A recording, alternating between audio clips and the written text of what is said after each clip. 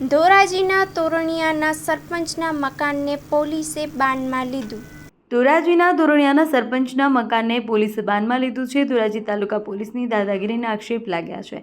24 તારીખે તોરણિયા ગામે સરપંચ સાથે પોલીસનું ઘર્ષણ થયું હતું.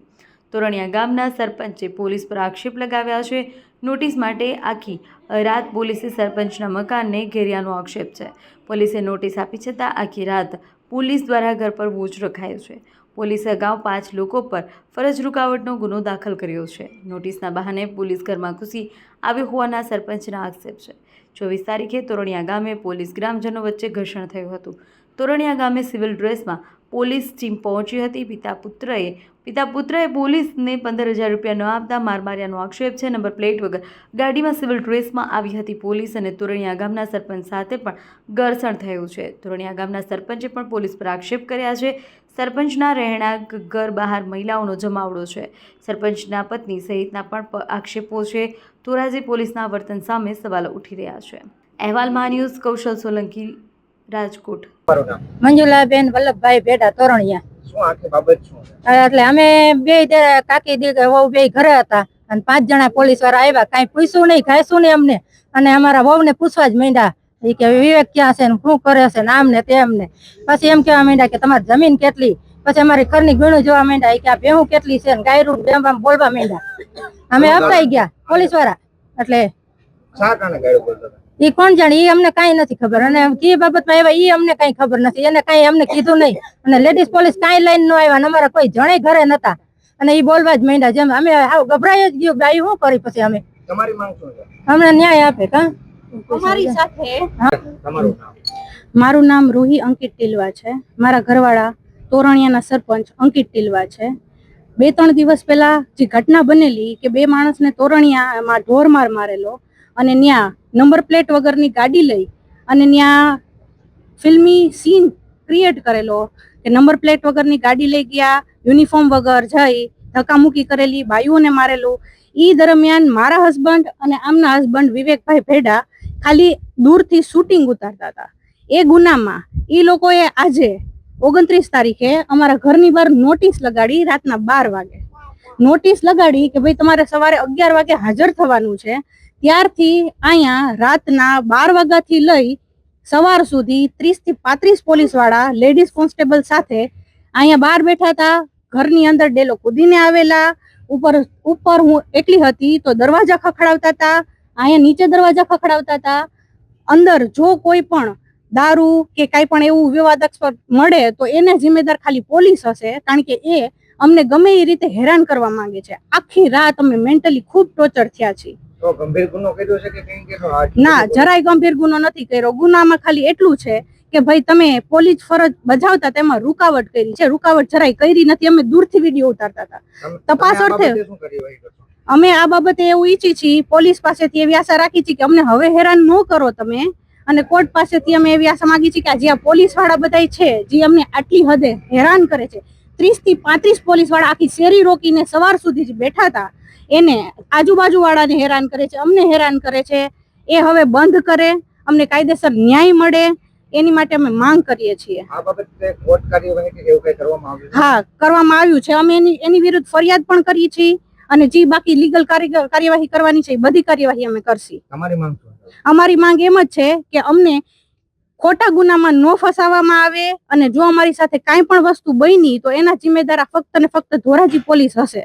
મારું નામ અંકિત ટીલવા, હું વકીલાત કરું છું અને હાલ તોરણિયા ગામે સરપંચ છું. આજથી 15 દિવસ પહેલાં અમારા ગામના 2 વ્યક્તિઓને જેતપુર તાલુકા પોલીસે ઢોરમાર મારેલો, જેથી આ વ્યક્તિઓએ એમના વિરુદ્ધ ફરિયાદ કરેલી. જે વાતનો ખાર રાખી ધોરાજી પોલીસ અને જેતપુર પોલીસ નંબર પ્લેટ વગરની ગાડીઓ લઈ આવી આમનું અપહરણ કરવાની ફિરકમાં હોય અને એમને લઈ જતા હોય. જે તે સમયે અમે વિડીયો ઉતારી લીધેલા. જે વાતનો ખાર રાખવા અને અમારી પાસેથી વિડીયો ઝૂંટવી લેવા, પુરાવા નષ્ટ કરવા અને અમને પણ ફિટ કરી દેવાના ઈરાદે અમારા પર હુમલો કરેલો. ત્યારબાદ અમે લોકો ત્યાંથી નીકળી ગયેલા અને આ વિડીયો વાયરલ કરેલા અને આ પોલીસના કરતૂતોને ઉઘાડા પાડેલા. ત્યારબાદ ગઈકાલે રાત્રે મારા ઘર ઉપર લગભગ 30 થી 35 પોલીસ કર્મીઓએ હુમલો કરી દીધેલો. મારા ઘરના દરવાજા ખટખટાવે છે, દરવાજા તોડી નાખવાની ધમકીઓ આપે છે. આ બધું થતાં અમે મીડિયા કર્મીઓને ફોન કરીએ છીએ ત્યારે આ લોકો જતા રહે છે. ત્યારબાદ જ્યારે મીડિયાવાળા જતા રહે છે ત્યારે ફરીથી મારા ઘરમાં ઘૂસે છે. અમારા ઘરનો મેઇન ગેટ કૂદીને અમારા ઘરમાં ઘૂસે છે, જાણે કોઈના ઘરમાં ઘરફોડ કરતા હોય કે કોઈ કાવતરું કરવાના ઈરાદે અમારા ઘરમાં આવતા હોય. જો અમારા ઘરમાં અમારી મંજૂરી વગર રાત્રિના સમયે આવી રીતના ઘૂસી કોઈ પણ કેફી પદાર્થ, ચરસ, દારૂ, ગાંજો કાંઈ પણ મળી આવે તો એના જવાબદાર આ ધોરાજી પોલીસ હશે. અને અમને એવું ટોર્ચર કરવામાં આવે છે, અમે અમારા માનવ અધિકારોથી પણ વંચિત રાખવામાં આવે છે. એવું ટોર્ચર કરવામાં આવે છે કે અત્યારે બહાર નીકળી જાઓ, સાથે ચા પાણી પી અને બધું પતી જશે. જો અમે દરવાજા તોડીને કાઢીશું તો અઘરું થઈ જશે. અને ત્યારે જ લગભગ 12:30 વાગ્યાની આસપાસ મારા ઘરે સમન્સ બજાવે છે, નોટિસ આપે છે કે તમારે આવતીકાલે 11 વાગે તાલુકા પોલીસ સ્ટેશને નિવેદન આપવા આવવાનું છે. કંઈ વાંધો નહીં, અમે કાયદાની જોગવાઈ મુજબ નિવેદન આપવા તૈયાર હતા. પરંતુ ત્યારથી જ લઈને એ જ ક્ષણથી લઈને મને જાણે કિડનેપ કરી લેવાનો હોય અને કોઈ અમે મોટો આતંકવાદ ફેલાવ્યો હોય એવી રીતે મને પકડી લેવાના ઈરાદે સવાર સુધી પોલીસ 30-35 કર્મચારીઓનો હુમલો અમારા આખા ઘરને ઘેરીને ત્યાં ને ત્યાં રોકાય છે અને અમને કાયદેસર માનવ અધિકારોથી પણ વંચિત રાખે છે.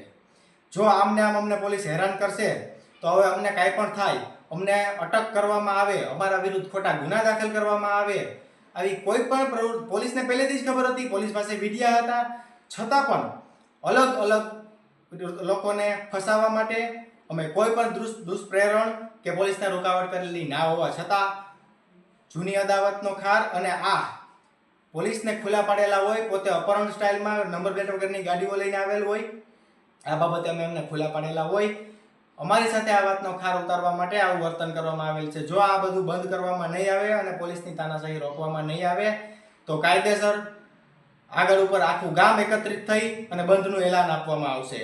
અને જો આ બાબતની જાણ અમે હર્ષ સંઘવી સાહેબને, એસપી સાહેબને અનેક ફોન કરવા છતાં એસપી સાહેબ ક્યારેય ફોન ઉપાડતા નથી, 100 નંબરમાંથી કોઈ પ્રોપર જવાબ આપતું નથી, હર્ષ સંઘવી સાહેબને કહેવા છતાં કોઈ પ્રોપર આન્સર મળતો નથી, તો કાયદો અને વ્યવસ્થા જાળવનારા વ્યક્તિઓ ખુદ કાયદો અને વ્યવસ્થા એક પછી એક અનેક વખત તોડતા જાય ત્યારે સામાન્ય પબ્લિકને જવાનું ક્યાં?